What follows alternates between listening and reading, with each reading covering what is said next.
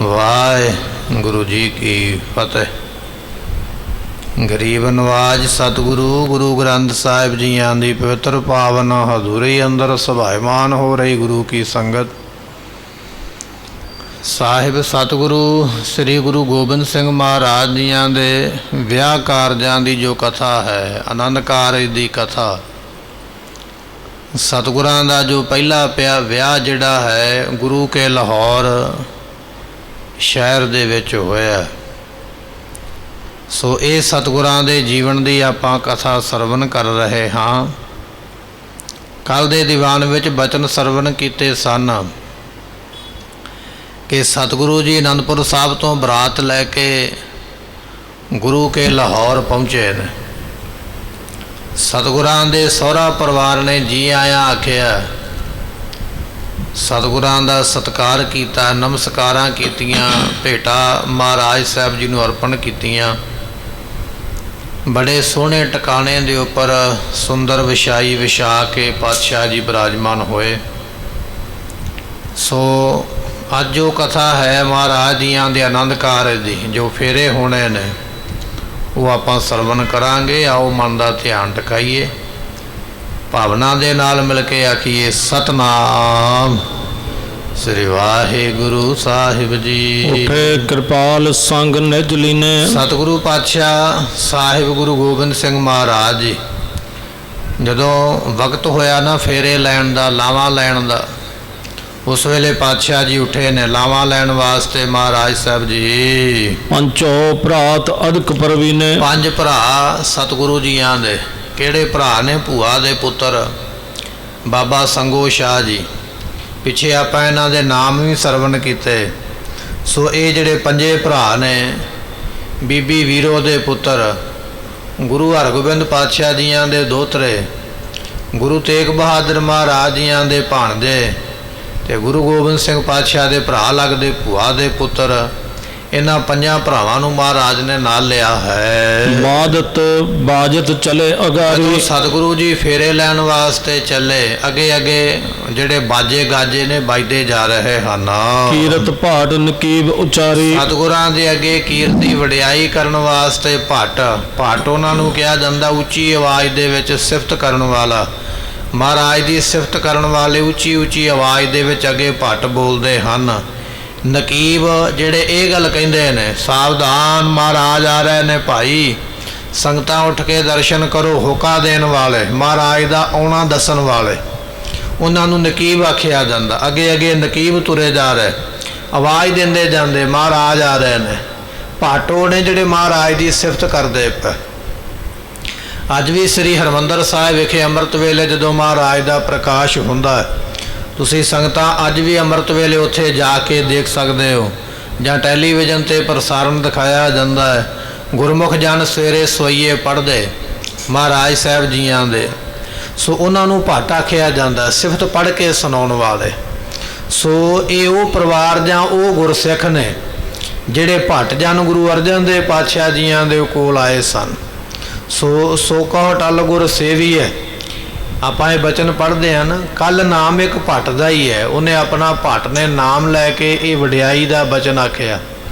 सो इस तरह के भट ने जिहड़े अगे अगे महाराज जियां दे वडियाई करते जाते हैं। हाथ व्रत दूलो सिर फिर ही। सतगुरु पातशाह गुरु गोबिंद सिंह महाराज जियां दे सिर दे उपर बड़ा सोहना छत्र जिहड़ा है वो सिख ने पकड़िया होया। महाराज जियां दे सीस दे उपर छत्र शोभा पाउंदा है। चमर चार बहु बार एक सिख हाथ विच चौर फड़िया होया, महाराज जियां दे सीस दे उपर चौर करदे हन। महद कुलाहल समय हुआ। सतगुरु जा रहे ने ना फेरे लैण वास्ते, संगतां भी नाल ने, सिख भी नाल ने, परिवार बहुत भारी। उस वेले कह लीए कुलाहल तो भाव हुंदा शोर शराबा होना, बड़ियां इधरों उधरों आवाज़ां आउण लग पैणियां, बड़ी आवाज़ आ रही है। जह कै मानुक बृंद खरोवा। किथे किथे लोग खलोते हुए धन 10वें पातशाह दियां लावां वेखण वास्ते, फेरे वेखण वास्ते, कोई गलियां विच, कोई बाजारां विच, कोई ऊंची थां ते, कोई नीवीं थां ते महाराज दे सारे दर्शन करते हैं। जोलत मुताबिक छुट हवाई। हुण कुछ सिख हो ने महाराज जियां दे विआह दे विच कुछ मुताबियां चलाइयां जा रही। इसे तरह ਹੋਰ ਕੋਈ ਚੱਲਣ ਵਾਲੇ ਪਟਾਕੇ ਵਗੈਰਾ ਜੋ ਵੀ ਉਹਨਾਂ ਸਮਿਆਂ ਵਿੱਚ ਜਲਦੇ ਪਏ ਹਨ। ਚੜੀ ਗगन ਪੁਨ ਹਟ ਕਰ ਆਈ। ਕਹਿਣ ਲੱਗੇ ਇਸ ਤਰ੍ਹਾਂ ਉਹ ਮਤਾਬੀਆਂ ਜਿਹੜੀਆਂ ਨੇ ਆਤਿਸ਼ਬਾਜ਼ੀ ਚੱਲਦੀ ਪਈ ਹੈ, ਮਤਾਬੀ ਆਕਾਸ਼ ਨੂੰ ਚੜ ਜਾਂਦੀ ਹੈ, ਜਿਸ ਨੂੰ ਸ਼ੁਰਲੀ ਆਖਿਆ ਜਾਂਦਾ ਹੈ, ਫਿਰ ਉਹ ਥੱਲੇ ਨੂੰ ਡਿੱਗ ਡਿੱਗ ਕੇ ਆ ਕੇ ਡਿੱਗੀਆਂ ਹਨ। ਮਨੋ ਆਕਾਸ਼ ਲੋਕ ਸੁਧ ਦੇ ਕੇ। ਮੰਨ ਲਓ ਵੀ ਇਹ ਜਿਹੜੀਆਂ ਸ਼ੁਰਲੀਆਂ ਚੱਲਦੀਆਂ ਪਈਆਂ ਨਾ ਮਹਾਰਾਜ ਦੇ ਵਿਆਹ ਤੇ, ਇਹ ਸਮਝ ਲਓ ਵੀ ਆਕਾਸ਼ ਦੇ ਵਿੱਚ ਦੇਵਤਿਆਂ ਨੂੰ ਖਬਰ ਦੇਣ ਵਾਸਤੇ ਗਈਆਂ ਕਿ ਮਹਾਰਾਜ ਦਾ ਵਿਆਹ ਹੋ ਰਿਹਾ ਹੈ। ਅਵਨੀਪੁਰ ਪਹੁੰਚੀ ਪੁਨ ਐਕੈ। ਫਿਰ ਕਹਿੰਦੇ ਇਸ ਤਰ੍ਹਾਂ ਧਰਤੀ ਦੇ ਉੱਪਰ ਆ ਕੇ ਡਿੱਗਦੀਆਂ ਹਨ। ਇਮ ਹਰਕਤ ਉਲੰਘੇ ਇਸ ਸੁਬਜਾਰ। ਤਰ੍ਹਾਂ ਮਹਾਰਾਜ ਭਾਈ ਖੁਸ਼ ਹੋ ਕੇ ਸਾਰਾ ਬਾਜ਼ਾਰ ਅੱਗੇ ਲੰਘੇ ਹਨ।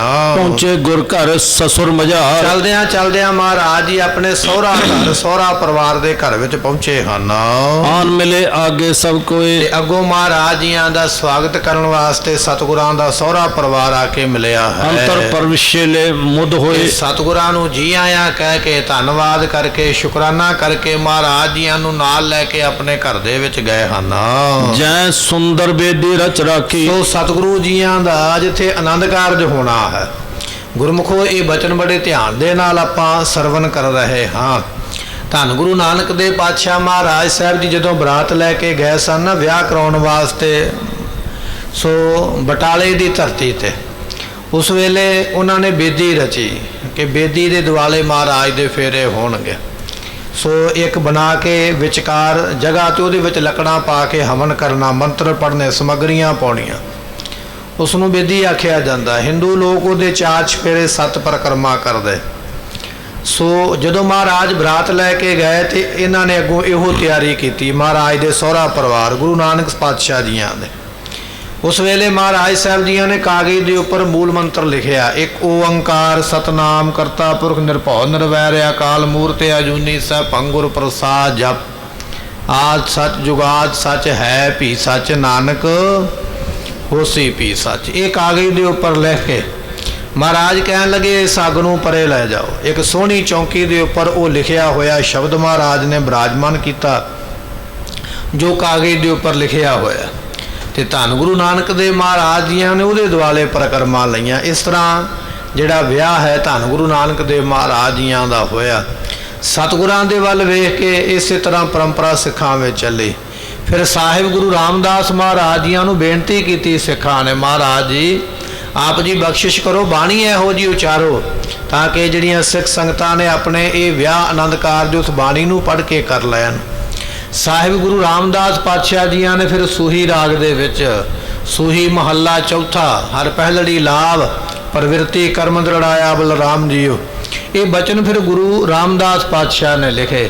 4 ਲਾਵਾਂ ਗੁਰੂ ਰਾਮਦਾਸ ਮਹਾਰਾਜ ਜੀਆਂ ਨੇ ਸੂਹੀ ਰਾਗ ਦੇ ਵਿੱਚ 773 ਅੰਗ ਦੇ ਉੱਪਰ ਪਾਤਸ਼ਾਹ ਜੀਆਂ ਨੇ ਬਖਸ਼ਿਸ਼ ਕੀਤੀਆਂ। ਫਿਰ ਗੁਰੂ ਰਾਮਦਾਸ ਪਾਤਸ਼ਾਹ ਤੋਂ ਲੈ ਕੇ ਜਿੰਨੇ ਗੁਰੂ ਸਾਹਿਬਾਨ ਹੋਏ, ਗੁਰੂ ਪਰਿਵਾਰ ਹੋਏ, ਸਿੱਖ ਹੋਏ ਜਾਂ ਗੁਰੂ ਕੇ ਪ੍ਰੇਮੀ ਨੇਮੀ ਜੋ ਵੀ ਸਨ, ਉਹ ਸਾਰੇ ਫਿਰ ਉਸ ਬਾਣੀ ਨੂੰ ਪੜ੍ਹ ਕੇ ਤੇ ਤਾਂ ਫੇਰੇ ਲਾਵਾਂ ਲੈਂਦੇ। ਅੱਜ ਹੁਣ ਧੰਨ 10ਵੇਂ ਪਾਤਸ਼ਾਹ ਮਹਾਰਾਜ ਪਹੁੰਚੇ ਨੇ ਗੁਰੂ ਕੇ ਲਾਹੌਰ। ਸਹੁਰਾ ਪਰਿਵਾਰ ਵੱਲੋਂ ਸੁਨੇਹਾ ਆਇਆ ਸੀ ਨਾ ਮਹਾਰਾਜ ਆਓ ਫੇਰਿਆਂ ਦਾ ਸਮਾਂ ਹੋਇਆ, ਫੇਰੇ ਲੈ ਲਈਏ। ਪਾਤਸ਼ਾਹ ਪਹੁੰਚੇ। ਉਸ ਵੇਲੇ ਗੁਰੂ ਰਾਮਦਾਸ ਮਹਾਰਾਜ ਸਾਹਿਬ ਜੀਆਂ ਦੀ ਬਾਣੀ ਜੋ ਹੈ ਲਾਵਾਂ ਬਾਣੀ, ਉਸ ਬਾਣੀ ਨੂੰ ਪੜ੍ਹਨ ਵਾਸਤੇ ਕਾਨ ਨਰ ਨਾਰ ਵਿਲੋਕਨ ਕਾਂਖੀ। ਸਤਿਗੁਰੂ ਪਾਤਸ਼ਾਹ ਮਹਾਰਾਜ ਜਦੋਂ ਪਹੁੰਚੇ ਨਾ ਫੇਰਿਆਂ ਵਾਲੀ ਜਗ੍ਹਾ ਤੇ ਬਹੁਤ ਜ਼ਿਆਦੀਆਂ ਇਸਤਰੀਆਂ ਜਿਹੜੀਆਂ ਸਹੁਰੇ ਪਰਿਵਾਰ ਵਿੱਚੋਂ ਲਾਹੌਰ ਤੋਂ ਚੱਲ ਕੇ ਆਈਆਂ ਸਨ, ਉਹਨਾਂ ਦੀ ਇੱਛਾ ਸੀ ਵੀ ਵੇਖੀਏ ਇਹ ਜੋ ਸੋਢੀ ਪਾਤਸ਼ਾਹ ਆਏ ਨੇ ਸਾਹਿਬ ਗੁਰੂ ਗੋਬਿੰਦ ਸਿੰਘ ਪਾਤਸ਼ਾਹ, ਕਿਹੋ ਜਿਹਾ ਉਹਨਾਂ ਦਾ ਸਰੂਪ ਹੈ, ਕਿੰਨੇ ਉਹ ਸੁੰਦਰ ਲੱਗਦੇ। ਇਹ ਸਾਰੀਆਂ ਮਾਈਆਂ ਬੀਬੀਆਂ ਭੈਣਾਂ ਜੋ ਹਨ ਮਹਾਰਾਜ ਦੇ ਦਰਸ਼ਨ ਕਰ ਰਹੀਆਂ ਹਨ। ਸਾਦਰ ਸਗਰੇ ਕਰੇ ਬਿਠਾਵਨ। ਸਾਰਿਆਂ ਨੂੰ ਬੜੇ ਸਤਿਕਾਰ ਦੇ ਨਾਲ ਉਸ ਵੇਲੇ ਬਿਠਾਉਣਾ ਕੀਤਾ ਹੈ। ਵਿਪਰ ਉਚਾਰਤ ਮੰਤਰਨ ਪਾਵਨ। ਤੇ ਫਿਰ ਕਹਿਣ ਲੱਗੇ ਵੀ ਇਸੇ ਤਰ੍ਹਾਂ ਮਹਾਰਾਜ ਸਾਹਿਬ ਜੀਆਂ ਦੇ ਜਿਹੜੇ ਉਹ ਕਰਨਾ ਹੈ ਆਨੰਦ ਕਾਰਜ ਕਰਨੇ ਨੇ, ਉਹ ਸਾਰੇ ਉਸ ਵੇਲੇ ਸਤਿਗੁਰੂ ਪਾਤਸ਼ਾਹ ਮਹਾਰਾਜ ਜੀਆਂ ਨੇ ਗੁਰਬਾਣੀ ਪੜ੍ਹਦਿਆਂ ਹੋਇਆਂ ਅਤੇ ਇਸੇ ਤਰ੍ਹਾਂ ਬਖਸ਼ਿਸ਼ ਕਰਦਿਆਂ ਹੋਇਆਂ ਸਤਿਗੁਰੂ ਪਾਤਸ਼ਾਹ ਜੀਆਂ ਨੇ ਉਸ ਵੇਲੇ ਇਹ ਆਨੰਦ ਕਾਰਜ ਦੀ ਜੋ ਵਿਧੀ ਹੈ ਉਹ ਮਹਾਰਾਜ ਜੀਆਂ ਨੇ ਸੰਪੂਰਨ ਕਰਵਾਈ ਹੈ। ਦੀਨ ਦਾਨ ਸਤਿਗੁਰ ਤਿਸ ਬੇਰਾ। ਜਦੋਂ ਸਤਿਗੁਰਾਂ ਦੇ ਭਾਈ ਆਨੰਦ ਕਾਰਜ ਸੰਪੂਰਨ ਹੋਏ ਨਾ, 4 ਲਾਵਾਂ ਦੇ ਪਾਠ ਹੋਏ, 4 ਪਰਿਕਰਮਾ ਹੋਈਆਂ, ਉਸ ਵੇਲੇ ਫਿਰ ਖੁਸ਼ੀਆਂ ਦੇ ਜਕਾਰੇ ਜਿਹੜੇ ਸਨ ਨਾਰੇ ਬੁਲੰਦ ਹੋਏ।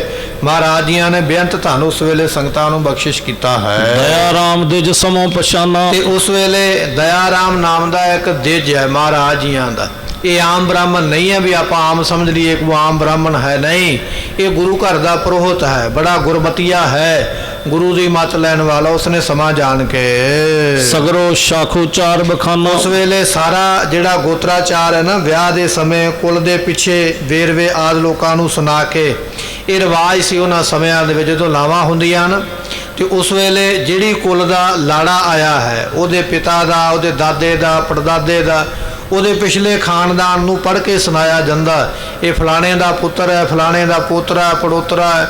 ਸੋ ਇਸੇ ਤਰ੍ਹਾਂ ਉਹ ਸਾਰਾ ਗੋਤ ਦਾ ਵੇਰਵਾ ਦਿੱਤਾ ਜਾਂਦਾ ਉੱਚੀ ਆਵਾਜ਼ ਦੇ ਵਿੱਚ ਸਾਰਿਆਂ ਨੂੰ ਸੁਣਾਉਣ ਵਾਸਤੇ।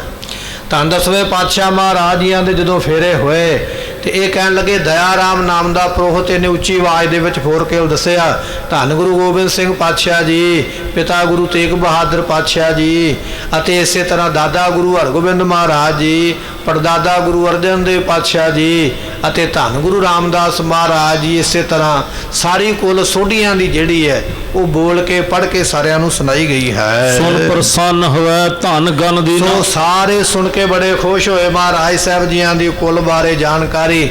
ਮਹਾਰਾਜ ਦਸਵੇਂ ਪਾਤਸ਼ਾਹ ਵੀ ਬਹੁਤ ਬੜੇ ਪ੍ਰਸੰਨ ਹੋਏ ਜਦੋਂ ਵੱਡੇ ਸਤਿਗੁਰਾਂ ਦਾ ਨਾਮ ਲੈ ਕੇ ਮਹਾਰਾਜ ਜੀਆਂ ਦੀ ਕੁਲ ਦਾ ਜ਼ਿਕਰ ਕੀਤਾ।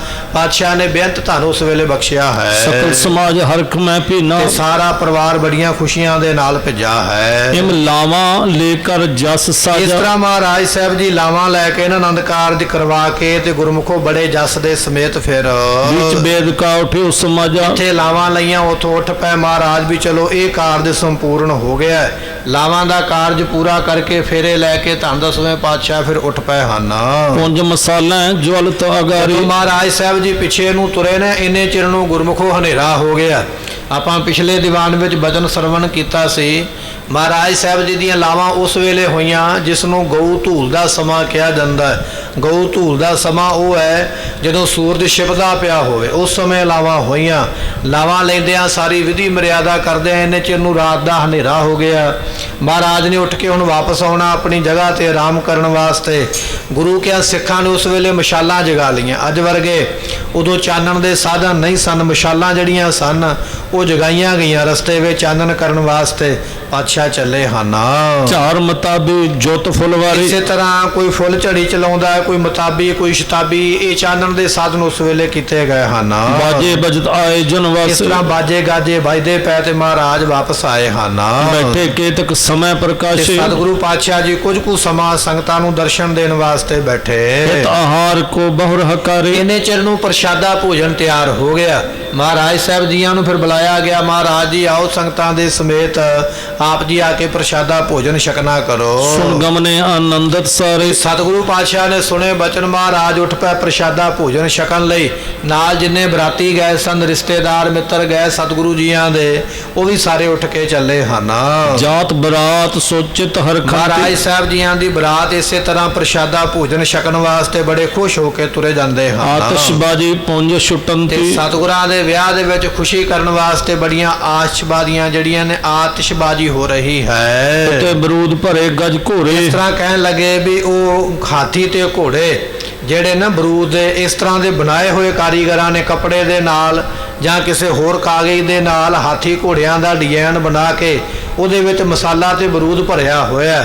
ਸੋ ਵੇਖਣ ਨੂੰ ਲੱਗਦਾ ਵੀ ਛੋਟਾ ਜਿਹਾ ਹਾਥੀ, ਛੋਟਾ ਜਿਹਾ ਘੋੜਾ ਹੈ, ਪਰ ਉਹਦੇ ਵਿੱਚ ਬਰੂਦ ਭਰਿਆ ਹੋਇਆ। ਅਸਲ ਵਿੱਚ ਹੈ ਇਹ ਬਰੂਦ ਦੇ ਭਰੇ ਹੋਏ ਪਟਾਕੇ, ਤੇ ਉਹ ਜਿਹੜੇ ਭਰੇ ਹੋਏ ਉਹਨਾਂ ਨੂੰ ਉਸ ਵੇਲੇ ਅੱਗ ਲਾਈ ਗਈ ਹੈ। ਤੁਤ ਜਵਲਤ ਬੇਗ ਤੇ ਦੌਰੇ। ਇਸ ਤਰ੍ਹਾਂ ਘੋੜੇ ਭਜਦੇ, ਹਾਥੀ ਭਜਦੇ, ਜਦੋਂ ਉਹਨਾਂ ਦੇ ਮਸਾਲੇ ਨੂੰ ਵਿੱਚ ਅੱਗ ਲੱਗ ਜਾਂਦੀ ਹੈ, ਬਰੂਦ ਨੂੰ ਅੱਗ ਲੱਗਦੀ ਹੈ, ਉਹ ਬਣੇ ਹੋਏ ਨਕਲੀ ਘੋੜੇ ਭਜਦੇ, ਇੱਧਰ ਉੱਧਰ ਨੂੰ ਹਾਥੀ ਦੌੜਦੇ, ਵੇਖ ਵੇਖ ਕੇ ਸਾਰੇ ਖੁਸ਼ ਹੁੰਦੇ ਹਨ। ਚਾਦਰ ਝਾਰ ਛੁਟਤ ਫੁਲਵਾਈ। ਕਹਿਣ ਲੱਗੇ ਇਸੇ ਤਰ੍ਹਾਂ ਜਿਹੜੀਆਂ ਫੁੱਲ ਝੜੀਆਂ ਨੇ ਉਹ ਚਲਾਈਆਂ ਜਾਂਦੀਆਂ, ਮਤਾਬੀਆਂ ਚਲਾਈਆਂ ਜਾਂਦੀਆਂ ਹਨ। ਚਰਖੀ ਫਿਰਤੀ ਉੜਤ ਹਵਾਈ। ਤੇ ਚਰਖੀ ਜਿਹੜੀ ਗੋਲ ਗੋਲ ਘੁੰਮਦੀ ਹੈ ਧਰਤੀ ਦੇ ਉੱਪਰ, ਇਸ ਤਰ੍ਹਾਂ ਦੀਆਂ ਇਹ ਆਤਿਸ਼ਬਾਜ਼ੀ ਹੋ ਰਹੀ ਹੈ। ਇਸ ਤਰ੍ਹਾਂ ਦੀਆਂ ਉਸ ਵੇਲੇ ਖੁਸ਼ੀਆਂ ਹੋਈਆਂ ਹਨ। ਦੇਵ ਦੇਵਨੀ ਦਾਰੁਨ ਬਨੇ। ਇਸੇ ਤਰ੍ਹਾਂ ਕਹਿਣ ਲੱਗੇ ਵੀ ਇਹ ਬਹੁਤ ਜ਼ਿਆਦਾ ਜਿਹੜਾ ਹੈ ਸੋ ਇਸ ਤਰ੍ਹਾਂ ਦਾ ਆਨੰਦ ਮਹਾਰਾਜ ਜੀਆਂ ਦੇ ਵਿਆਹ ਤੇ ਬਣਿਆ ਹੋਇਆ ਹੈ। ਨਾਦਤ ਬ੍ਰਿੰਦ ਪ੍ਰਕਾਸ਼ਿਤ ਘਨੇ ਕਹਿਣ ਲੱਗੇ ਬਹੁਤ ਜ਼ਿਆਦਾ ਸ਼ਬਦ ਉਸ ਵੇਲੇ ਹੋ ਰਹੇ ਹਨ। ਸਭ ਮੈਂ ਅਧਿਕ ਕੁਲਾਹਲ ਹੋਵਾ ਸਾਰਿਆਂ ਦੇ ਵਿੱਚ ਬਹੁਤ ਜ਼ਿਆਦਾ ਉਸ ਵੇਲੇ ਸ਼ੋਰ ਹੋ ਰਿਹਾ ਹੈ। ਅਜਬ ਤਮਾਸ਼ਾ ਨਰਗਨ ਜੋਵਾ ਤੇ ਸਾਰੇ ਲੋਕ ਵੇਖਦੇ ਪਏ। ਇਹੋ ਜੀ ਆਤਿਸ਼ਬਾਜ਼ੀ, ਇਹੋ ਜਿਹਾ ਰੰਗ, ਇਹੋ ਜਿਹਾ ਨਜ਼ਾਰਾ, ਆਨੰਦ ਕਿਸੇ ਨੇ ਨਹੀਂ ਵੇਖਿਆ। ਜਦੋਂ ਇਹ ਸਾਰੇ ਕਾਰਜ ਹੋ ਰਹੇ, ਸਾਰੇ ਵੇਖ ਵੇਖ ਕੇ ਬੜੇ ਆਨੰਦਿਤ ਹੁੰਦੇ ਹਨ। ਪ੍ਰਕਾਸ਼ ਅਵਨ ਨਵ ਐਸੇ ਕਹਿਣ ਲੱਗੇ ਆਕਾਸ਼ ਦੇ ਵਿੱਚ ਚਾਨਣੀ ਹੋ ਗਿਆ, ਭਾਵੇਂ ਕਿ ਸਮਾਂ ਰਾਤ ਦਾ ਹੈ, ਪਰ ਕਹਿਣ ਲੱਗੇ ਵੀ ਇੰਨੀ ਆਤਿਸ਼ਬਾਜ਼ੀ ਚੱਲੀ ਹੈ, ਇੰਨਾ ਪ੍ਰਕਾਸ਼ ਕੀਤਾ ਗਿਆ ਵੀ ਆਕਾਸ਼ ਵੀ ਕਹਿੰਦੇ ਉਸ ਵੇਲੇ ਚਮਕਣ ਲੱਗਾ ਹੈ। ਬਿਨਾ ਤੇਜ ਤੇ ਬਾਸੁਰ ਜੈਸੇ ਕਹਿਣ ਲੱਗੇ ਜਿਸ ਤਰ੍ਹਾਂ ਬਿਨਾ ਤੇਜ ਤੋਂ, ਭਾਵ ਸੂਰਜ ਤੋਂ ਬਿਨਾ ਦਿਨ ਹੋਵੇ। ਕਈ ਵਾਰੀ ਕੀ ਹੁੰਦਾ, ਸੂਰਜ ਦਿਸਦਾ ਨਹੀਂ ਹੈ, ਬਦਲਾਂ ਦੇ ਵੇਲੇ ਹੋ ਜਾਂਦਾ ਹੈ, ਪਰ ਹਨੇਰਾ ਨਹੀਂ ਹੁੰਦਾ, ਫਿਰ ਵੀ ਚਾਨਣ ਲੱਗਦਾ ਹੈ। ਇਸੇ ਤਰ੍ਹਾਂ ਰਾਤ ਹੈ, ਰਾਤ ਦੇ ਵਿੱਚ ਇੰਨਾ ਚਾਨਣ ਹੋਇਆ, ਮੰਨ ਲਓ ਕਿ ਦਿਨ ਹੀ ਚੜ ਗਿਆ ਹੋਵੇ, ਐਸੀ ਉਸ ਵੇਲੇ ਖੁਸ਼ੀ ਹੋਈ ਹੈ। ਮਨੋ ਮੁਤਾਬੀ ਪਾਏ ਬਹਾਨਾ ਮੰਨ ਲਓ ਵੀ ਇਹ ਜਿਹੜੀਆਂ ਮੁਤਾਬੀਆਂ ਨੇ ਬਹਾਨਾ ਲਾ ਕੇ ਗੁਰੂ ਪ੍ਰਕਾਸ਼ ਦਿਖਾਏ ਮਹਾਨਾ ਆਪਣਾ ਪ੍ਰਕਾਸ਼ ਵਿਖਾਉਣੀਆਂ ਚਾਹੁੰਦੀਆਂ। ਇਹ ਜਿਹੜੇ ਬਰੂਦ ਦੇ ਬਣੇ ਹੋਏ ਪਟਾਕੇ ਵਗੈਰਾ, ਆਤਿਸ਼ਬਾਜ਼ੀ ਜੋ ਵੀ ਹੈ, ਇਹ ਸਾਰੇ ਮਹਾਰਾਜ ਦੀ ਖੁਸ਼ੀ ਦੇ ਵਿੱਚ ਖੁਸ਼ ਹੋ ਰਹੇ ਹਨ। ਦੇਖ ਭਏ ਬਿਸਮੈ ਨਰ ਨਾਰੀ ਲਾਹੌਰ ਦੀ ਸੰਗਤ ਵੇਖ ਵੇਖ ਕੇ ਸਾਰੀ ਬੜੀ ਹੈਰਾਨ ਹੋ ਰਹੀ ਹੈ। ਅਸ ਪ੍ਰਕਾਸ਼ ਨਹਿ ਕਬੂ ਨਿਹਾਰੀ ਇਸ ਤਰ੍ਹਾਂ ਦਾ ਪ੍ਰਕਾਸ਼ ਭਾਈ ਕਦੇ ਵੇਖਿਆ ਨਹੀਂ ਜਿਸ ਤਰ੍ਹਾਂ ਦਾ ਇੱਥੇ ਹੋਇਆ ਹੈ। ਮੰਦ ਮੰਦ ਚੱਲ ਕੇ ਸਵਿਆਏ ਸਤਿਗੁਰੂ ਪਾਤਸ਼ਾਹ ਹੌਲੀ ਹੌਲੀ ਰਸਤੇ ਤੇ ਚੱਲ ਕੇ ਤੇ ਉਸ ਜਗ੍ਹਾ ਦੇ ਉੱਪਰ ਪਹੁੰਚੇ ਹਨ। ਔਰ ਆਏ ਸੋ ਮਿਲਤੇ ਭਏ ਸੋ ਸਤਿਗੁਰੂ ਪਾਤਸ਼ਾਹ ਮਹਾਰਾਜ ਜੀ ਦਰਵਾਜ਼ੇ ਦੇ ਉੱਪਰ ਪਹੁੰਚ ਗਏ, ਪ੍ਰਸ਼ਾਦਾ ਛਕਣ ਆਏ। ਸਹੁਰੇ ਘਰ, ਸਹੁਰੇ ਪਰਿਵਾਰ ਦੇ ਦਰਵਾਜ਼ੇ ਦੇ ਉੱਪਰ ਮਹਾਰਾਜ ਪਹੁੰਚੇ ਹਨ। ਸਾਦਰ ਅੰਦਰ ਜਾਏ ਬਿਠਾਰੇ ਸਤਿਗੁਰੂ ਜੀਆਂ ਨੂੰ ਬੜੇ ਸਤਿਕਾਰ ਦੇ ਨਾਲ ਅੰਦਰ ਬਿਠਾਇਆ ਗਿਆ ਭੋਜਨ ਛਕਣ ਵਾਸਤੇ। ਸੁੰਦਰ ਕਰ ਪੰਕਤ ਇੱਕ ਸਾਰੇ ਪੰਗਤਾਂ ਲੱਗੀਆਂ। ਵੇਖੋ ਭਾਈ, ਇਹ ਧੰਨ ਦਸਵੇਂ ਪਾਤਸ਼ਾਹ ਦਾ ਵਿਆਹ ਹੈ, ਪਰ ਭੋਜਨ ਪ੍ਰਸ਼ਾਦਾ ਕਿੱਥੇ ਛਕਦੇ ਪਏ? ਪੰਗਤ ਵਿੱਚ ਬੈਠ ਕੇ। ਇਹ ਗੁਰੂ ਘਰ ਦੀ ਮਰਿਆਦਾ। ਧੰਨ ਦਸਵੇਂ ਪਾਤਸ਼ਾਹ ਜਿਹੜੇ ਇਸ ਵੇਲੇ ਗੁਰਤਾ ਗੱਦੀ ਦੇ ਮਾਲਕ ਨੇ, ਰਾਜਿਆਂ ਮਹਾਰਾਜਿਆਂ ਵਾਲੇ ਠਾਠ ਬਾਠ ਨੇ ਮਹਾਰਾਜ ਜੀਆਂ ਦੇ, ਪਰ ਅੱਜ ਭੋਜਨ ਛਕਣ ਦਾ ਸਮਾਂ ਹੋਇਆ। ਮਹਾਰਾਜ ਪੰਗਤ ਵਿੱਚ ਬੈਠੇ ਹੋਏ ਬੜੇ ਆਨੰਦ ਦੇ ਨਾਲ ਆਪ ਵੀ ਭੋਜਨ ਛਕਦੇ, ਸੰਗਤਾਂ ਵੀ ਛਕਦੀਆਂ ਪਈਆਂ। ਜਦੋਂ ਸਾਨੂੰ ਪ੍ਰਮਾਤਮਾ ਖੁਸ਼ੀ ਦਾ ਸਮਾਂ ਬਖਸ਼ਿਸ਼ ਕਰਦਾ ਹੈ, ਕੋਈ ਵਿਆਹ ਕਾਰੇ ਦਾ ਸਮਾਂ ਆ ਜਾਂਦਾ ਹੈ, ਅਸੀਂ ਮਹਾਰਾਜ ਦੀ ਮਰਿਆਦਾ ਜਿਹੜੀ ਹੈ ਛੱਡ ਕੇ ਕਈ ਤਰ੍ਹਾਂ ਦੇ ਉਸ ਵੇਲੇ ਸੰਸਾਰੀ ਰੋਹ ਰੀਤੀਆਂ ਨੂੰ ਕਰਨ ਲੱਗ ਪੈਂਦੇ। ਬਾਹਰ ਜਿਸ ਤਰ੍ਹਾਂ ਦਾ ਵੀ ਅਸੀਂ ਕਾਰਜ ਕਰੀਏ ਉਹ ਵੱਖਰੀ ਗੱਲ ਹੈ, ਪਰ ਜਦੋਂ ਗੁਰੂ ਘਰੇ ਕੋਈ ਖੁਸ਼ੀ ਦਾ ਕਾਰਜ ਕਰਨਾ, ਗੁਰੂ ਦੀ ਮਰਿਆਦਾ ਬਿਲਕੁਲ ਇਹ ਬਣਾ ਕੇ ਰੱਖਣੀ ਚਾਹੀਦੀ ਹੈ। ਪੰਗਤ ਸੰਗਤ ਵਿੱਚ ਜਿਹੜਾ ਭੋਜਨ ਛਕਣ ਦਾ ਆਨੰਦ ਹੈ, ਉਹ ਬੈਠ ਕੇ ਉੱਚੀਆਂ ਜਗ੍ਹਾ ਤੇ ਕੁਰਸੀ ਵਗੈਰਾ ਤੇ ਬੈਠ ਕੇ ਗੁਰੂ ਘਰ ਦੇ ਵਿੱਚ ਐਸਾ ਆਨੰਦ ਨਹੀਂ ਬਣਦਾ ਹੈ। ਇਹ ਗੁਰੂ ਘਰ ਦੀ ਮਰਿਆਦਾ ਨੂੰ ਬਿਲਕੁਲ ਕਾਇਮ ਰੱਖਣਾ ਚਾਹੀਦਾ, ਆਪਣਾ ਫਰਜ਼ ਬਣਦਾ, ਜ਼ਿੰਮੇਵਾਰੀ ਬਣਦੀ ਹੈ। ਦਸਵੇਂ ਪਾਤਸ਼ਾਹ ਮਹਾਰਾਜ ਭੋਜਨ ਛਕਣ ਵਾਸਤੇ ਗਏ ਕਿ ਮਹਾਰਾਜ ਵਾਸਤੇ ਕੁਰਸੀ ਦਾ ਪ੍ਰਬੰਧ ਨਹੀਂ ਹੋ ਸਕਦਾ ਸੀ, ਕਿ ਸੁੰਦਰ ਟੇਬਲ ਨਹੀਂ ਸਨ ਲੱਗ ਸਕਦੇ, ਕਿ ਕਿਸ ਤਰ੍ਹਾਂ ਦਾ ਪ੍ਰਬੰਧ ਹੋ ਨਹੀਂ ਸਕਦਾ। ਸਾਰੇ ਪ੍ਰਬੰਧ ਹੋ ਸਕਦੇ, ਪਰ ਮਹਾਰਾਜ ਜੀਆਂ ਨੇ ਭੋਜਨ ਛਕਿਆ ਪੰਗਤ ਵਿੱਚ ਬੈਠ ਕੇ। ਸਤਿਗੁਰਾਂ ਦੇ ਨਾਲ ਸੰਗਤਾਂ ਵੀ ਬੈਠ ਗਈਆਂ, ਭੋਜਨ ਛਕਦੀਆਂ ਪਈਆਂ। ਸੋ ਅੱਜ ਕੱਲ੍ਹ ਦਾ ਸਮਾਂ ਹੀ ਗੁਰਮੁਖੋ ਇਸ ਤਰ੍ਹਾਂ ਦਾ ਬਣ ਗਿਆ ਹੈ, ਭੋਜਨ ਛਕਣ ਵਾਸਤੇ ਬੈਠਣਾ ਤੇ ਦੂਰ ਦੀ ਗੱਲ ਹੈ। ਅਸੀਂ ਕੱਪੜਾ ਲੀੜਾ ਇਹੋ ਜਿਹਾ ਤਨ ਤੇ ਪਾ ਲੈਂਦੇ, ਸਾਨੂੰ ਬਹਿਣਾ ਤੇ ਉੱਠਣਾ ਬੜਾ ਔਖਾ ਲੱਗਦਾ। ਲੀੜਾ ਕੱਪੜਾ ਇਸ ਤਰ੍ਹਾਂ ਦਾ ਬਣ ਗਿਆ ਕਿ ਪੰਗਤ ਵਿੱਚ ਬੈਠਿਆ ਹੀ ਨਹੀਂ ਜਾਂਦਾ। ਪੰਗਤ ਦੀ ਗੱਲ ਤੇ ਦੂਰ ਦੀ ਹੈ। ਜਦੋਂ ਲਾਵਾਂ ਹੁੰਦੀਆਂ ਮਹਾਰਾਜ ਜੀਆਂ ਦੇ ਸਾਹਮਣੇ, ਉਸ ਵੇਲੇ ਲਾਵਾਂ ਦੇ ਸਮੇਂ ਲੜਕੇ ਨੂੰ ਬਹਿਣਾ ਤੇ ਉੱਠਣਾ ਉਹ ਮੁਸੀਬਤ ਲੱਗਦਾ ਹੈ, ਬੜਾ ਔਖਾ ਲੱਗਦਾ ਹੈ। ਕਈ ਤੇ ਵੀ ਆ ਕੇ ਆਖ ਦਿੰਦੇ ਵੀ ਸਾਨੂੰ ਬੈਠਣ ਵਾਸਤੇ ਨਾ ਕਹੋ, ਅਸੀਂ ਖਲੋਤੇ ਹੀ ਰਹਿੰਦੇ ਹਾਂ ਮਹਾਰਾਜ ਦੇ ਸਾਹਮਣੇ ਤੇ ਤੁਸੀਂ ਲਾਵਾਂ ਫੜਦੇ ਹੋ, ਅਸੀਂ ਫੇਰੇ ਕਰਕੇ ਚਲੇ ਜਾਂਦੇ, ਬੈਠਣਾ ਵੀ ਸਾਨੂੰ ਮਨਜ਼ੂਰ ਨਹੀਂ ਹੈ। ਉਹਦਾ ਕਾਰਨ ਕੀ ਹੈ ਕਿ ਸਾਡੇ ਕੱਪੜੇ ਇਹੋ ਜਿਹੇ ਨੇ, ਉਹ ਸਾਨੂੰ ਬੈਠਣ ਲੱਗਿਆਂ ਦਿੱਕਤ ਹੁੰਦੀ ਹੈ ਜਾਂ ਖੜੇ ਹੋਣ ਲੱਗਿਆਂ ਦਿੱਕਤ ਹੁੰਦੀ ਹੈ, ਪਰੇਸ਼ਾਨੀ ਹੁੰਦੀ ਹੈ। ਉਸ ਪਰੇਸ਼ਾਨੀ ਨੂੰ ਮਿਟਣ ਵਾਸਤੇ ਇਹ ਨਹੀਂ ਸੋਚਿਆ ਵੀ ਮੈਂ ਕੱਪੜੇ ਇਸ ਤਰ੍ਹਾਂ ਦੇ ਪਾ ਕੇ ਜਾਵਾਂ ਵੀ ਮੈਨੂੰ ਬਹਿਣਾ ਉੱਠਣਾ ਸੌਖਾ ਹੋਵੇ, ਸਗੋਂ ਇਹ ਸੋਚਿਆ ਵੀ ਮੈਨੂੰ ਬੈਠਣ ਨੂੰ ਕੋਈ ਨਾ, ਮੈਂ ਖੜਾ ਹੀ ਰਵਾਂ ਤੇ ਖੜ ਕੇ ਹੀ ਸਾਰਾ ਕੁਝ ਕਰ ਲਵਾਂ। ਬੜੇ ਬੜੇ ਭਾਰੀ ਲਹਿੰਗੇ ਜਿਹੜੇ ਨੇ ਨਾ ਅੱਜ ਬਣਦੇ ਨੇ ਵਿਆਹ ਦੇ ਵਿੱਚ ਪਾਉਣ ਵਾਸਤੇ, ਇੱਕ ਫੈਸ਼ਨ ਬਣ ਗਿਆ ਵੀ ਇਹ ਮੈਂ ਕੰਮ ਕਰਨਾ ਹੈ, ਲਹਿੰਗਾ ਪਾਉਣਾ, ਜਿਸ ਤਰ੍ਹਾਂ ਦਾ ਮਰਜ਼ੀ ਕੱਪੜਾ ਪਾਉਣਾ ਤੇਰੀ ਮਰਜ਼ੀ ਹੈ।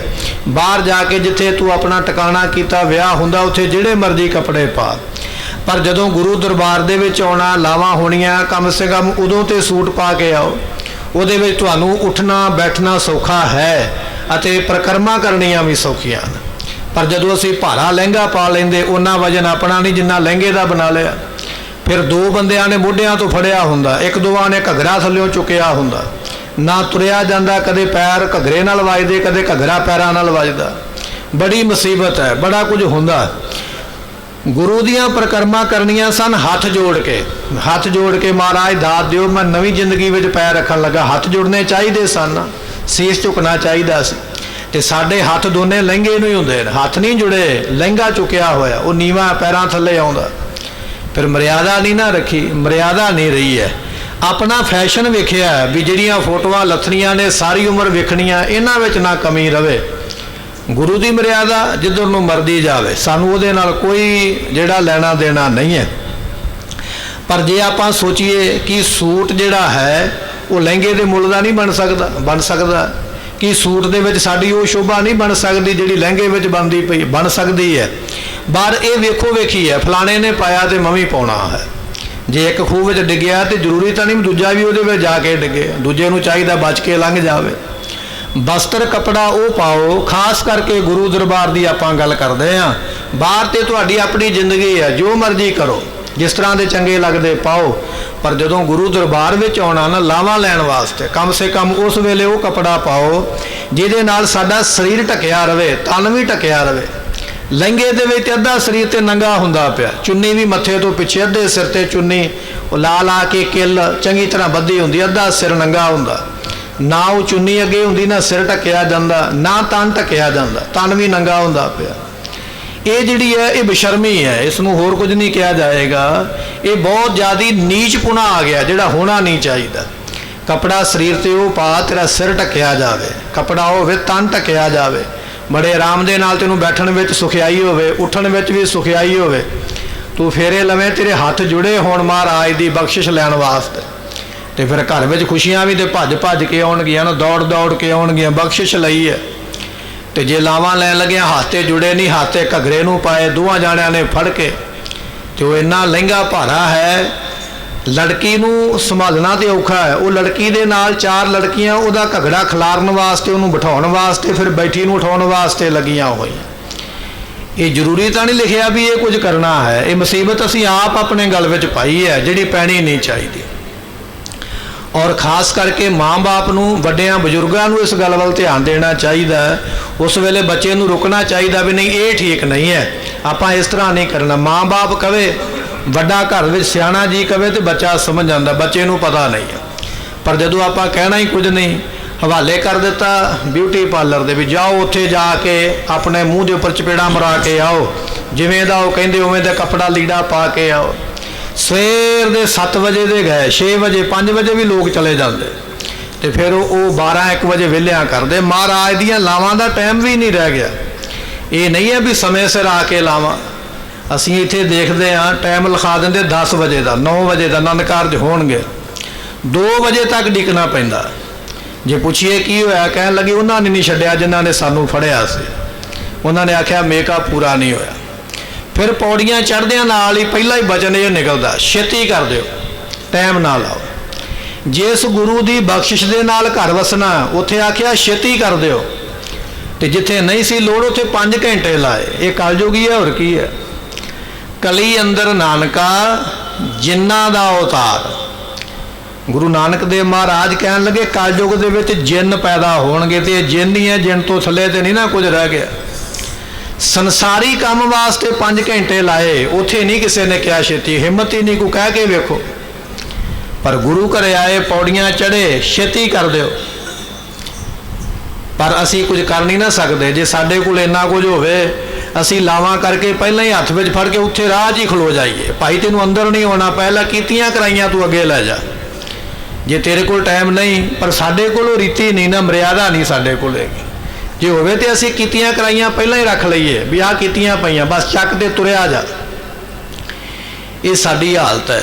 फिर असी आखदे सानू सुख नहीं मिलिया, सानू ये नहीं मिलिया, लिया ही नहीं, लैण दा यतन ही नहीं किया। जो मर्जी कर, वो तेरी जिंदगी है, हर पासों तैनू रोकिया नहीं जा सकता। पर वो काम तो जरूर कर जिस काम दे विच गुरु आप बैठा होया।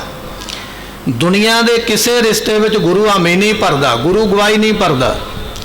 ਇੱਕ ਪਤੀ ਪਤਨੀ ਦਾ ਇਹੋ ਜਿਹਾ ਰਿਸ਼ਤਾ ਜਿਹਦੇ ਵਿੱਚ ਗੁਰੂ ਦੀ ਗਵਾਹੀ ਪੈਂਦੀ ਹੈ। ਇੱਕੋ ਇੱਕ ਰਿਸ਼ਤਾ ਹੈ, ਸਾਰੇ ਰਿਸ਼ਤੇ ਨੇ ਦਾਦੇ ਦਾ, ਪੋਤਰੇ ਦਾ, ਮਾਂ ਦਾ, ਬਾਪ ਦਾ, ਭੈਣ ਦਾ, ਭਰਾ ਦਾ, ਇਹ ਰਿਸ਼ਤੇ ਨੇ ਨਾ ਬਣੇ ਹੋਏ।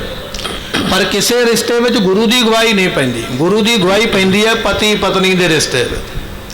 ਤੇ ਜਿਹਦੀ ਗਵਾਹੀ ਪਾਉਣ ਆਏ, ਹੁਣ ਮੰਨ ਲਓ ਵੀ ਅਸੀਂ ਕੋਈ ਸਰਕਾਰੀ ਕੰਮ ਕਰਨਾ ਤੇ ਕਿਸੇ ਦੀ ਗਵਾਹੀ ਪਾਉਣੀ ਪਵੇ, ਤੇ ਉਹ ਗਵਾਹੀ ਪਾਉਣ ਵਾਲਾ ਪਹਿਲਾਂ ਖਲੋਤਾ ਰਵੇ ਸਵੇਰ ਦਾ ਆ ਕੇ, ਤੇ ਆਪਾਂ ਜਾਈਏ ਸ਼ਾਮ ਨੂੰ, ਤੇ ਉਹ ਰੁੱਸ ਕੇ ਜਾਵੇਗਾ ਇਹਨਾਂ ਵੀ ਮੈਂ ਕੀ ਲੈਣਾ, ਨਹੀਂ ਤੇ ਨਾ ਸਹੀ। ਗੁਰੂ ਦੀ ਪਾਉਣੀ ਗਵਾਹੀ, ਗੁਰੂ ਡੀਕਦਾ ਪਿਆ ਸ਼ਾਮ ਤੱਕ। ਅਸੀਂ 5 ਘੰਟੇ ਲਾਏ ਦੁਕਾਨ ਤੇ ਤਿਆਰ ਹੁੰਦੇ ਆ, ਫਿਰ ਆਖਿਆ ਛੇਤੀ ਹੋ ਜਾਵੇ। ਛੇਤੀ ਹੋਈ ਹੈ, ਫਿਰ ਨਾ ਹੱਥ ਜੁੜੇ, ਨਾ ਮਹਾਰਾਜ ਦੇ ਸਾਹਮਣੇ ਬੈਠਿਆ ਗਿਆ, ਨਾ ਸੀਸ ਲਈ, ਨਾ ਮਰਿਆਦਾ ਪੂਰੀ ਹੋਈ। ਇਹ ਦੁੱਖ ਅਸੀਂ ਆਪ ਸਹੇੜੇ ਨੇ। ਆਪ ਆਵਾਜ਼ ਮਾਰ ਕੇ ਲੈ ਵੀ ਦੁੱਖਾ ਤੂੰ ਕਿੱਧਰ ਚੱਲਿਆ, ਮੈਂ ਬੈਠਾ ਮੇਰੇ ਲਈ ਆ। ਫਿਰ ਜਦੋਂ ਦੁੱਖ ਆਇਆ ਫਿਰ ਪਛਤਾਉਂਦਾ, ਫਿਰ ਦੁਖੀ ਹੁੰਦਾ।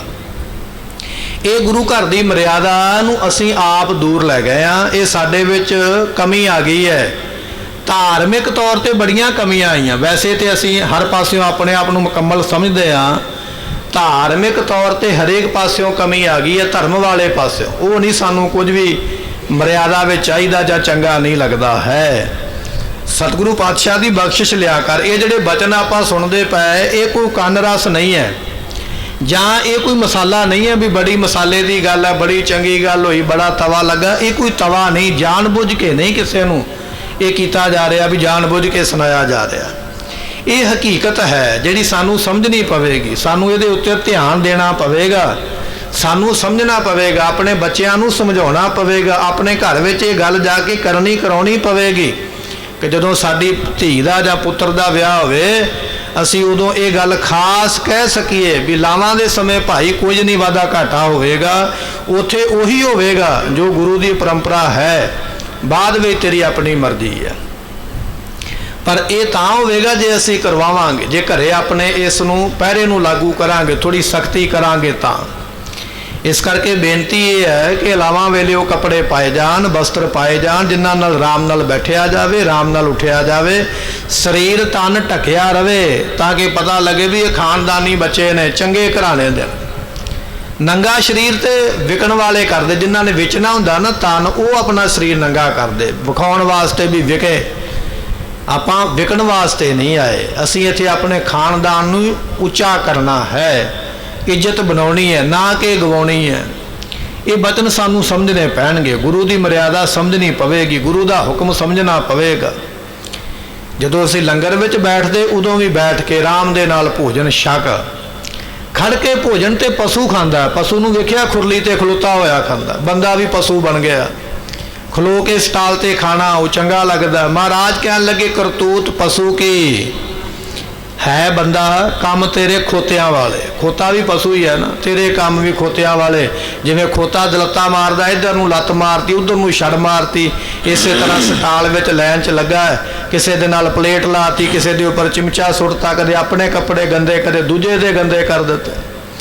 ਮਹਾਰਾਜ ਕਹਿਣ ਲੱਗੇ ਹੈ ਤੇ ਪਸ਼ੂ ਹੈ ਤੇ ਬੰਦਾ, ਪਰ ਕੰਮ ਪਸ਼ੂਆਂ ਵਾਲੇ। ਕਰਤੂਤ ਪਸ਼ੂ ਕੀ ਮਾਨਸ ਜਾਤ, ਰੱਬ ਨੇ ਬਣਾਇਆ ਬੰਦਾ ਪਰ ਤੂੰ ਤੇ ਪਸ਼ੂ ਬਣ ਗਿਆ।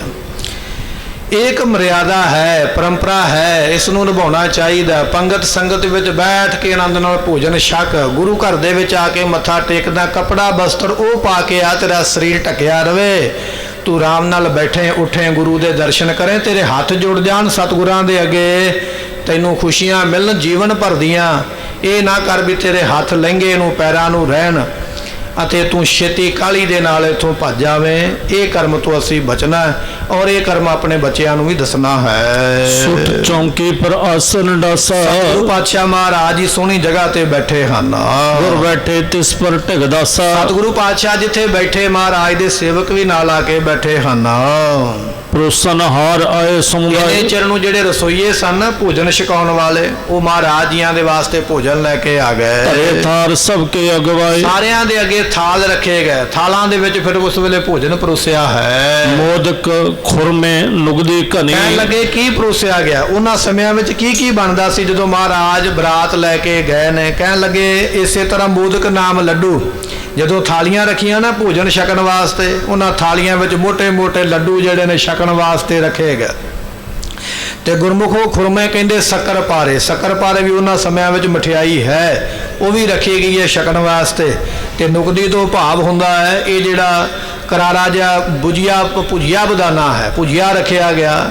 ਇਹ ਸਾਰੇ ਭੋਜਨ ਜਿਹੜੇ ਥਾਲੇ ਵਿੱਚ ਟਕਾਏ ਗਏ ਹਨ। ਕੇਵਲ ਕ੍ਰਿਤ ਸਿਤਾ ਗਨ ਸਨੀ। ਕਹਿਣ ਲੱਗੇ ਇਸੇ ਤਰ੍ਹਾਂ ਗੁਰਮੁਖੋ ਕਿ ਇਹ ਘਿਓ ਅਤੇ ਖੰਡ ਦੇ ਨਾਲ ਬਣੇ ਹੋਏ ਬਹੁਤੇ ਜਿਹੜੇ ਸਮਾਨ ਹਨ ਇਹ ਸਾਰੇ ਰੱਖੇ ਗਏ ਹਨ।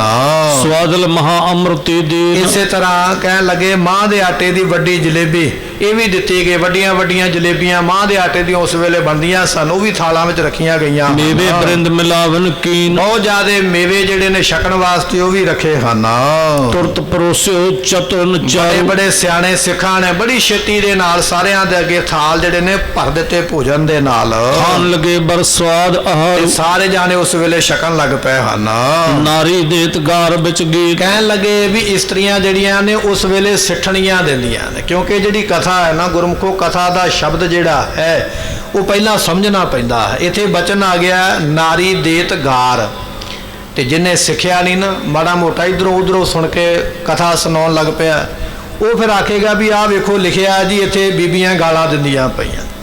ਗਾਲਾਂ ਨਹੀਂ ਦਿੰਦੀਆਂ, ਇਹ ਉਹਨਾਂ ਸਮਿਆਂ ਦਾ ਰਿਵਾਜ ਸੀ। ਜਦੋਂ ਬਰਾਤ ਬੈਠ ਕੇ ਭੋਜਨ ਛਕਦੀ ਹੈ ਤੇ ਉਹ ਜਿਹੜੀਆਂ ਬੀਬੀਆਂ ਸਨ ਉਸ ਵੇਲੇ ਫਿਰ ਉਹ ਸਿੱਠਣੀਆਂ ਦਿੰਦੀਆਂ ਸਨ। ਸੋ ਗਾ ਗਾ ਕੇ ਗੀਤ ਜਿਹੜੇ ਸ਼ਗਨਾਂ ਦੇ ਸੁਣਾਉਣੇ ਜਾਂ ਨਿੱਕੇ ਮੋਟੇ ਮਿਹਣੇ ਜਿਹੜੇ ਸਨ ਉਹ ਦੇਣੇ ਵੀ ਘਰੋਂ ਤੂੰ ਭੁੱਖਾ ਆ ਗਿਆ, ਘਰੋਂ ਤੂੰ ਖਾ ਕੇ ਨਹੀਂ ਆਇਆ, ਤੂੰ ਨਹਾ ਕੇ ਨਹੀਂ ਆਇਆ। ਇਸ ਤਰ੍ਹਾਂ ਦੇ ਨਿੱਕੇ ਨਿੱਕੇ ਬਚਨ ਕਰਕੇ ਪ੍ਰੇਮ ਵਧਣਾ, ਹਾਸਾ ਵੀ ਬਣਿਆ ਰਵੇ, ਖੁਸ਼ੀ ਬਣੀ ਰਵੇ। ਖੁਸ਼ੀ ਨੂੰ ਵਧਾਉਣ ਵਾਸਤੇ ਸਿੱਠਣੀਆਂ ਜਿਹੜੀਆਂ ਸਾਨੂੰ ਦਿੱਤੀਆਂ ਜਾਂਦੀਆਂ। ਸੋ ਇੱਥੇ ਗਾਰੀ ਤੋਂ ਭਾਵ ਹੈ ਸਿੱਠਣੀਆਂ ਦੇਣੀਆਂ, ਨਿੱਕੇ ਨਿੱਕੇ ਮਿਹਣੇ ਦੇਣੇ, ਹਾਸੇ ਦੀਆਂ ਗੱਲਾਂ ਕਰਨੀਆਂ। ਮਹਾਰਾਜ ਭੋਜਨ ਛਕਦੇ ਪਏ, ਇਹ ਮਾਈਆਂ ਬੀਬੀਆਂ ਸਹੁਰੇ ਪਰਿਵਾਰ ਦੀਆਂ ਉਸ ਵੇਲੇ ਸਿੱਠਣੀਆਂ ਸੁਣਾਉਂਦੀਆਂ ਹਨ। ਸਭਨ ਸੁਨਾਵਤ ਸੁੰਦਰ ਰੀਤ। ਬੜੀ ਸੁੰਦਰ ਤਰੀਕੇ ਨਾਲ ਸੁਣਾਉਂਦੇ ਹਨ।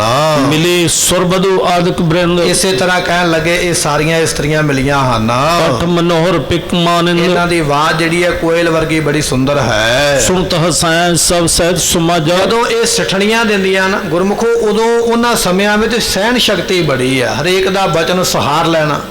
ਵੈਸੇ ਤੇ ਮਹਾਰਾਜ ਜੀਆਂ ਨੇ ਲਿਖਿਆ ਬਚਨ ਗੁਰਬਾਣੀ ਦੇ ਵਿੱਚ, ਜੇ ਆਪਾਂ ਪੜ੍ਹੀਏ ਨਾ, ਸਤਿਗੁਰੂ ਪਾਤਸ਼ਾਹ ਕਹਿਣ ਲੱਗੇ ਭਾਈ ਬਚਨ ਇਹ ਹੈ ਕਿ ਨਿਵਨ ਸੋ ਅੱਖਰ ਖਵਣ ਗੁਣ ਜਿਹਵਾ ਮਣੀਆਂ ਮੰਤ, ਇਹ ਤ੍ਰੈ ਭੈਣੇ ਵੇਸ ਕਰ ਤਾਂ ਵਸਿਆ ਵੀ ਕੰਤ। ਬਾਬਾ ਫਰੀਦ ਸਾਹਿਬ ਜੀ ਨੂੰ ਪੁੱਛਿਆ, ਕਹਿਣ ਲੱਗੇ ਪਤੀ ਦੀ ਖੁਸ਼ੀ ਕਿਵੇਂ ਮਿਲੇ? ਤੇ ਉਸ ਵੇਲੇ ਬਾਬਾ ਫਰੀਦ ਸਾਹਿਬ ਜੀ ਨੂੰ ਪੁੱਛਿਆ ਕਵਣ ਸੋ ਅੱਖਰ ਕਵਣ ਗੁਣ ਕਵਣ ਸੋ ਮਣੀਆਂ ਮੰਤ, ਕਿਹੜਾ ਅੱਖਰ ਕਿਹੜਾ ਮੰਤਰ ਪੜਾਂ ਜਿਸ ਦੇ ਪੜਨ ਕਰਕੇ ਪਤੀ ਦਾ ਪਿਆਰ ਮਿਲੇ? ਬਾਬਾ ਫਰੀਦ ਸਾਹਿਬ ਜੀ ਕਹਿਣ ਲੱਗੇ ਨਿਵਨ ਸੋ ਅੱਖਰ ਖਵਣ ਗੁਣ, ਇੱਕ ਤੇਰੇ ਮਨ ਵਿੱਚ ਨਿਮਰਤਾ, ਇਹ ਸਾਰਿਆਂ ਤੋਂ ਪਹਿਲਾ ਗੁਣ ਹੈ। ਨਿਮਰਤਾ ਹੋਵੇ, ਇਹ ਨਹੀਂ ਵੀ ਜਿਵੇਂ ਦਾ ਜਵਾਬ ਆਇਆ ਉਵੇਂ ਦਾ ਹੀ ਜਵਾਬ ਅੱਗੋਂ ਦੇਣਾ ਹੈ। ਦੋਵੇਂ ਜਣੇ ਬਰਾਬਰ ਤੇ ਚੱਲੋਗੇ ਕਦੇ ਨਹੀਂ ਚੱਲ ਪਾਓਗੇ। ਜੇ ਕਿਸੇ ਨੇ ਕੋਈ ਬਚਨ ਕਰਤਾ ਹੈ, ਦੂਜਾ ਨੀਵਾਂ ਹੋ ਕੇ ਉਸ ਬਚਨ ਨੂੰ ਸਹਾਰ ਲਵੇ, ਝਗੜੇ ਦਾ ਸਮਾਂ ਲੰਘ ਗਿਆ, ਆਪੇ ਜ਼ਿੰਦਗੀ ਬਣ ਜਾਂਦੀ ਹੈ। ਜੇ ਬਚਨ ਸਹਾਰਨਾ ਨਹੀਂ, ਫਿਰ ਕੋਰਟ ਕਚਹਿਰੀਆਂ ਵਿੱਚ ਜਾ ਕੇ ਤੂੰ ਮੈਂ ਹੁੰਦੀ ਹੈ। ਨਿਮਨ ਸੋ ਅੱਖਰ ਪਹਿਲਾ ਬਚਨ ਹੈ, ਨਿਮਨ ਤੋਂ ਭਾਵ ਨਿਮਰਤਾ। ਖਵਣ ਗੁਣ ਕੀਤੇ ਹੋਏ ਬਚਨ ਨੂੰ ਸਹਾਰ ਲੈਣਾ। ਜੇ ਕਿਸੇ ਨੇ ਕੋਈ ਬਚਨ ਕਹਿ ਦਿੱਤਾ ਉਹਨੂੰ ਸਹਾਰ ਲੈਣਾ। ਇਹ ਨਹੀਂ ਵੀ ਕਿਸੇ ਨੇ ਬਚਨ ਕੀਤਾ ਤੇ ਚੁੱਕਿਆ ਫੋਨ, ਸਾਰੇ ਖਾਨਦਾਨ ਨੂੰ ਆਖਿਆ ਮੈਨੂੰ ਫਲਾਣੇ ਨੇ ਆ ਮੇਨਾ ਮਾਰਿਆ, ਇਹ ਕਿਉਂ ਮਾਰਿਆ ਹੈ, ਮਾਰਨਾ ਨਹੀਂ ਸੀ ਚਾਹੀਦਾ। ਨਹੀਂ, ਕੀਤੇ ਹੋਏ ਬਚਨ ਨੂੰ ਸਹਾਰ ਲਾ, ਇੱਕ ਵਾਰੀ ਔਖਾ ਸਮਾਂ ਲੰਘ ਜਾਣਾ। ਜਿਹਵਾ ਮਣੀਆਂ ਮੰਤ, ਜ਼ੁਬਾਨ ਦੇ ਨਾਲ ਵਾਹਿਗੁਰੂ ਮੰਤਰ ਦਾ ਜਾਪ ਕਰ, ਇਹ ਹੈ ਮੰਤਰ ਸਾਰਿਆਂ ਤੋਂ ਵੱਡਾ। ਇਹ ਤ੍ਰੈ ਭੈਣੇ ਵੇਸ ਕਰ ਤਾਂ ਵਸ ਆਵੀ ਕੰਤ, ਇਹ ਤਿੰਨ ਗੁਣ ਅਪਣਾਏਗਾ, ਦੁਨਿਆਵੀ ਪਤੀ ਤੇ ਵਸ ਵਿੱਚ ਆਵੇਗਾ, ਪਰਮਾਤਮਾ ਪਤੀ ਵੀ ਵਸ ਵਿੱਚ ਆ ਜਾਂਦਾ ਹੈ। ਜਿਹਦੇ ਕੋਲ ਗੱਲ ਸਹਾਰਨ ਦੀ ਸ਼ਕਤੀ ਆ ਜਾਵੇ, ਜਿਹਦੇ ਕੋਲ ਨਿਮਰਤਾ ਵਿੱਚ ਰਹਿਣ ਦਾ ਗੁਣ ਆ ਜਾਵੇ, ਜਿਹਦੇ ਕੋਲ ਵਾਹਿਗੁਰੂ ਮੰਤਰ ਦਾ ਜਾਪ ਆ ਜਾਵੇ, ਉਹਨਾਂ ਦੇ ਵਸ ਤੇ ਪਰਮਾਤਮਾ ਹੋ ਜਾਂਦਾ। ਦੁਨੀਆ ਦੇ ਲੋਕ ਕੀ ਨੇ? ਸੋ ਮਹਾਰਾਜ ਸਾਹਿਬ ਜੀ ਉਸ ਵੇਲੇ ਕਹਿਣ ਲੱਗੇ ਬੈਠੇ ਹੋਏ, ਤੇ ਜਦੋਂ ਇਹੋ ਜਿਹੇ ਬਚਨ ਕੀਤੇ ਜਾ ਰਹੇ ਨਾ, ਸਹਿਣ ਸ਼ਕਤੀ, ਸਾਰੇ ਸੁਣ ਸੁਣ ਕੇ ਖੁਸ਼ ਹੁੰਦੇ ਪਏ। ਇਹ ਨਹੀਂ ਵੀ ਕਿਸੇ ਨੇ ਸਿੱਠਣੀ ਦੇਤੀ, ਆਖਿਆ ਵੀ ਤੂੰ ਨਹਾ ਧੋ ਕੇ ਨਹੀਂ ਆਇਆ, ਤੂੰ ਘਰੋਂ ਭੁੱਖਾ ਆ ਗਿਆ, ਤੇਰਾ ਰੰਗ ਨਹੀਂ ਚੰਗਾ, ਕੋਈ ਇਹੋ ਜਿਹਾ ਗੱਲ ਕੀਤੀ ਤੇ ਲੜ ਪਿਆ, ਝਗੜਾ। ਅੱਜ ਇਸੇ ਤਰ੍ਹਾਂ ਹੀ ਹੋ ਗਿਆ, ਝੱਟ ਲੋਕ ਝਗੜਾ ਕਰਦੇ। ਪਰ ਜਦੋਂ ਬੀਬੀਆਂ ਇਹੋ ਜਿਹੀਆਂ ਸਿੱਠਣੀਆਂ ਦਿੰਦੀਆਂ, ਜਿੰਨੇ ਬਰਾਤ ਵਿੱਚ ਆਏ ਹੋਏ ਸਾਰੇ ਬੜੇ ਖੁਸ਼ ਹੁੰਦੇ ਖੁਸ਼ ਹੋ ਕੇ ਉਸ ਸਮਾਗਮ ਨੂੰ ਮਨਾਇਆ ਜਾ ਰਿਹਾ ਹੈ। ਐਸੀ ਬਖਸ਼ਿਸ਼ ਹੈ। समय उषा विशाल बिराजा ਕਿਉਂਕਿ ਇਸ ਵੇਲੇ ਖੁਸ਼ੀ ਦਾ ਸਮਾਂ ਨਾ, ਖੁਸ਼ੀ ਦੇ ਵਿੱਚ ਕੋਈ ਬਚਨ ਹੋ ਗਿਆ ਤੇ ਕੋਈ ਗੱਲ ਨਹੀਂ ਹੈ। सुन सुन पिख पिख दो दिशा ਕਹਿਣ रखे ਲੱਗੇ ਇਸ ਤਰ੍ਹਾਂ ਸੁਣ ਸੁਣ ਕੇ ਪਿੱਖ ਵੇਖ ਕੇ ਦੋਵਾਂ ਦਿਸ਼ਾ ਦੇ ਸਾਰੇ ਲੋਕ ਖੁਸ਼ ਹੁੰਦੇ ਹਨ। मनो आनंद उन कर ਮੰਨ बरखे ਲਓ ਵੀ ਆਨੰਦ ਦੇ ਬੱਦਲ ਆ ਕੇ ਵਰਦੇ ਪਏ ਹਨ। सने सने सब अच आहारा ਸਾਰਿਆਂ ਨੇ ਭੋਜਨ ਛਕਿਆ, ਬੜੇ ਆਰਾਮ ਦੇ ਨਾਲ ਭੋਜਨ ਛਕ ਚਿੱਥ ਕੇ ਚੰਗੀ ਤਰ੍ਹਾਂ ਭੋਜਨ ਛਕਣ ਲੱਗਿਆ ਤੇਰਾ ਧਿਆਨ ਭੋਜਨ ਵਿੱਚ ਹੀ ਹੋਵੇ। ਇਹ ਜਿਹੜੇ ਨੇ ਵੈਦ ਹਕੀਮ ਵੀ ਇਹ ਗੱਲ ਕਹਿੰਦੇ, ਆਯੁਰਵੈਦਿਕ ਜਿਹੜੇ ਨੇ ਉਹ ਵੀ ਇਹ ਗੱਲ ਕਹਿੰਦੇ, ਭੋਜਨ ਛਕਣ ਲੱਗਿਆ ਤੇਰਾ ਧਿਆਨ ਕੇਵਲ ਤੇ ਕੇਵਲ ਭੋਜਨ ਵਿੱਚ ਹੋਵੇ। ਇੱਧਰ ਉੱਧਰ ਦੀਆਂ ਗੱਲਾਂ ਨਾ ਕਰ, ਇੱਧਰ ਉੱਧਰ ਨੂੰ ਧਿਆਨ ਨਾ ਲੈ ਕੇ ਜਾ। ਇਹ ਭੋਜਨ ਤੈਨੂੰ ਤਾਂ ਲੱਗੇਗਾ, ਤਾਂ ਅਸਰ ਕਰੇਗਾ, ਤੇਰਾ ਧਿਆਨ ਭੋਜਨ ਵਿੱਚ ਹੋਵੇ। ਇਸ ਤਰ੍ਹਾਂ ਸਾਰਿਆਂ ਨੇ ਭੋਜਨ ਛਕਿਆ ਹੈ। अधिक उच्चिष्ट बिखै तंडारा ਤੇ ਜਦੋਂ ਭੋਜਨ ਛਕ ਲਿਆ ਨਾ ਤੇ ਫਿਰ ਉਹਨਾਂ ਸਮਿਆਂ ਵਿੱਚ ਕੀ ਰਿਵਾਜ ਹੁੰਦਾ ਸੀ ਕਿ ਰੋਟੀ ਖਾਣ ਤੋਂ ਮਗਰੋਂ ਥਾਲੀ ਦੇ ਵਿੱਚ ਪੈਸੇ ਰੱਖਣੇ। ਕਿਸੇ ਨੇ 1 ਪੈਸਾ 2 ਪੈਸੇ ਜਿੰਨੀ ਸਮਰੱਥਾ ਹੋਵੇ ਦਾਨ ਦੇਣਾ, ਉਹ ਫਿਰ ਥਾਲੀ ਦੇ ਵਿੱਚ ਹੀ ਰੱਖ ਦੇਣਾ ਕਿ ਜਿਹੜਾ ਥਾਲੀ ਚੁੱਕ ਕੇ ਲਿਜਾਵੇ ਉਹ ਨਾਲੇ ਥਾਲੀ ਸਾਫ਼ ਕਰੇਗਾ, ਨਾਲੇ ਇਹ ਮਾਇਆ ਉਹਦੇ ਕੰਮ ਆਵੇਗੀ। ਇਸ ਤਰ੍ਹਾਂ ਥਾਲੀਆਂ ਵਿੱਚ ਧਨ ਰੱਖਿਆ ਗਿਆ। ਸਮੇਂ ਦੀ ਸਮਾਪਤੀ, ਭੁੱਲਾਂ ਦੀ ਮੁਆਫੀ। ਅਗਲਾ ਬਚਨ, ਅਗਲਾ ਇਤਿਹਾਸ ਕੱਲ ਦੇ ਦੀਵਾਨ ਵਿੱਚ ਸਰਵਨ ਕਰਾਂਗੇ। ਲੇਖਾ ਕਥਾ ਹੈ ਨ ਛੁੱਟੀ ਹੈ, ਬਖਸ਼ਨਹਾਰ ਬਖਸ਼ ਲੈ। ਵਾਹਿਗੁਰੂ ਜੀ ਕਾ ਖਾਲਸਾ, ਵਾਹਿਗੁਰੂ ਜੀ ਕੀ ਫਤਿਹ।